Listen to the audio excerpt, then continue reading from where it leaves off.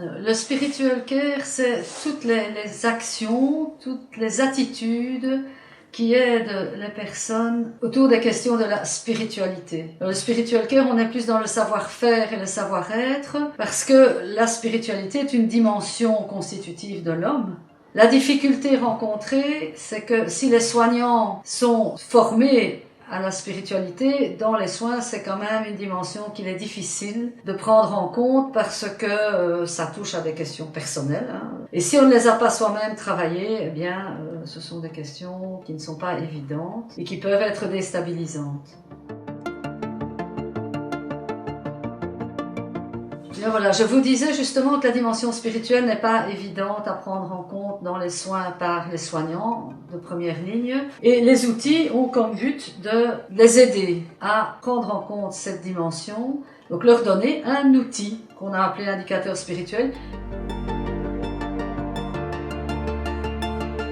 La formation du 11 octobre est organisée par la Pastorale de la Santé de Bruxelles. Donc ça s'adresse aux aumôniers, aux pastoral workers qui sont dans les équipes pastorales de Bruxelles, des hôpitaux et maisons de repos de Bruxelles, ainsi qu'aux visiteurs et aux bénévoles qui font partie de la pastorale de la santé. Nous, quand nous organisons une journée, elle se divise en deux parties. La première partie, c'est qu'est-ce que la spiritualité, comment elle peut s'exprimer, et la présentation des indicateurs spirituels pour justement aider comme outil.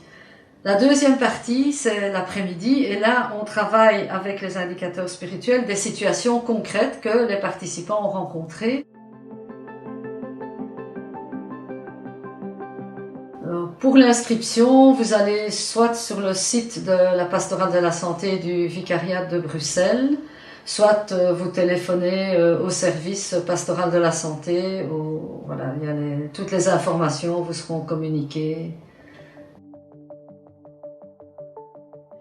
Nous, on a 4 indicateurs spirituels. Il y a celui qu'on appelle la roue, qui reprend des phrases prononcées par des patients. Donc ça, c'est le premier outil uniquement pour détecter.